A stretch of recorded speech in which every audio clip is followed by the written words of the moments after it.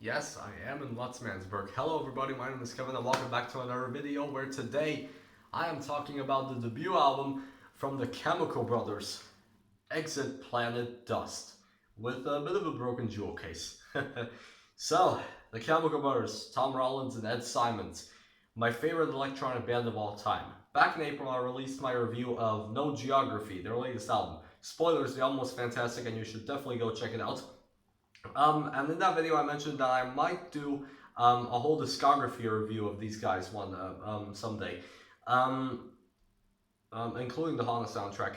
And so I decided to start the discography review here and now. The thing is that I think the Chemical Brothers were formed in 1989, which means that they have formed 30 years ago, which is amazing. In 19 and they originally called themselves the Dust Brothers, to which they were actually almost sued by the actual Dust Brothers. So after that, in like 1994, I think, the Chemical Brothers decided to rename themselves after a certain track of theirs, Chemical Beats, and they went on from there.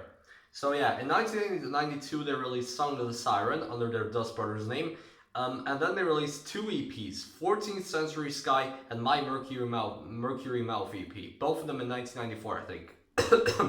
And then in 1995 came Exit Planet Dust. And also this album will be turning 24 years old this month, so that's cool. So yeah, this was one of the first albums to be in the big beat movement. Some other people were in this, like the Prodigy, rest in peace Keith Flint, and also people like Fatboy Slim. So anyway, this album is marked by many people as an electronic music legend. Like this is like people call this a really classic electronic album, and I have to agree. This album is just amazing from start to finish. I love every single track on here. Every track is amazing, and spoilers, I can't really pick a least favorite. Um, on this album. So let's just go down track by track. The first track, Leave Home, starts out with this Kraftwerk sample of their song Om Sweet Om. And then also has this really catchy vocal sample, The Boat is Gonna Work It Out, which is awesome. And then it also has these really good guitars and this dirty bass, which both sound really cool. And there's some other parts in the track which are really cool. I just love this track. It was also, I think, the first song I ever heard from this album. And then I should also mention that the first half of the album flows together as a continuous mix. Well, like 5 tracks of it. Like Leave Home is the first track, and then it ends, and then the intro to In Dust We Trust plays. That's the second track. And this track is also really fun. Once again, has some great guitars. They just sound really cool on this one. Normally the main hook on this thing is that the guitars go dun dun dun, but there's some parts on which the guitars get really cool, which go like dun dun dun dun dun dun dun dun dun dun dun, and that's an even cooler thing that they did on this track. And it has some really cool DJ scratching and everything, and it's another really fun track. And then there's Sound of the Siren, their first which is their first track that they've released under their original Dust Brothers name. But this is not the original version, nor the edit, which actually appears on the Singles 93, the 03 compilation. This is actually a live version recorded from a UK nightclub in 1994. And it's only like 3 minutes and 50 seconds long, when the original is like over 4 minutes long. Yeah, this version. Okay, let's just talk about the track. Song of the Siren. It's the vocal sample, the reversed vocal sample from Dead Can Dance is pretty cool, and it has some nice bits, but like it's not really one of my personal favorites, but still, it's a great track, and I absolutely love it. And there's not really much to say about that one, other than that it's one of the shortest tracks on the album. But then there's 3 little birdies downbeats. If you've been watching my channel, you might know that I have 2 YTPs out that are called 3 Little Rosens downbeats, which feature like the 3 Michael Rosens, one from 2008, one from 2011, and the third from 2015 or 16, I don't know.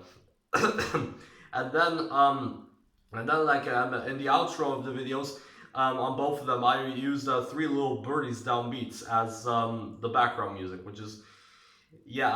I just yeah. If you were watching my channel, then you probably know about those videos. Believe me.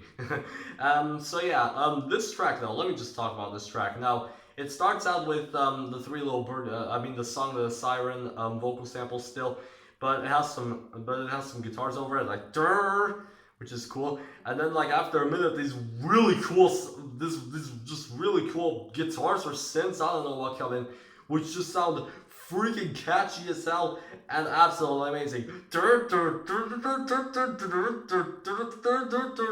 They just sound absolutely glorious. And once the drums really start to kick in, the track just turns fantastic. It is just amazing. After the 2.5 minute mark, there's these little beeping synths in the background that are also going like which just makes the track even more amazing. That's my favorite part of the track, by the way. And then after 4 minutes, sadly those guitars are gone, and we only get this like little bassy section with some other beeping synths in the background. But still, this is my absolute favorite on the album, and I just freaking love it.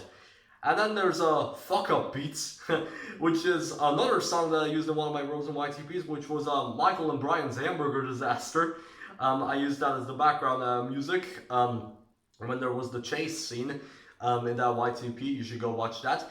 And yeah, this song is only 1 minute and 25 seconds long, and there's not really anything to it. There's just this really big bass like the beat, and it's just the beat sounds amazing on this. It's just such a massive banger. I just love this track, and there's some weird vocal samples in the background that go I know.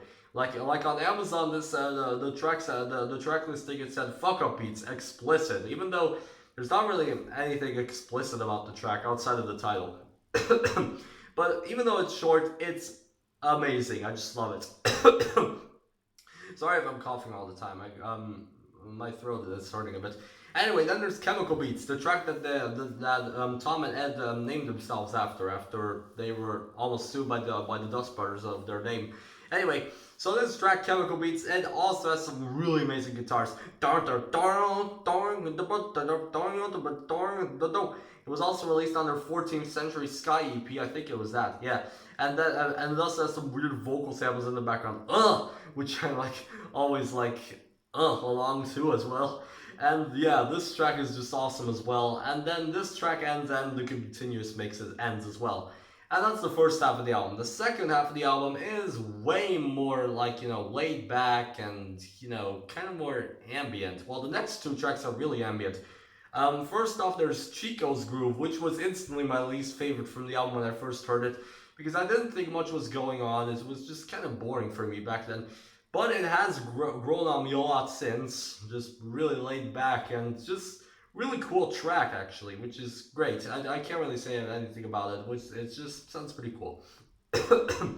And then there's One Too Many Mornings, which is even more laid back and more chill outy and such. And yeah, it sounds also really cool. It also has this repetitive vocal sample. Nah, nah, nah, nah. I don't know what that vocal sample is saying, but whatever. So after those two, laid back tracks, we instantly get back into the more intense side of the Chemicals with Life is Sweet, featuring the voice of Tim Burgess from the Charlatans. And yeah, his voice brings a lot to the track, and it's just really cool. And the beat itself is amazing as well, and all these random effects going all around. And fun fact, Daft Punk did a remix of this song, and it was one of the first things they had ever released. And it sounds pretty cool. It's like 8.5 minutes long. But anyway, this track, Life is Sweet, is also amazing. And then there's two more tracks. Playground for a Wedgeless Firm is only 2.5 minutes long. And there's not really much to this one either. It's just like a weird beat which just has this guitar thing or synth thing that is going up and down a lot. Yeah, this is also not one of my personal favorites, but it's still pretty good. I really like this one as well.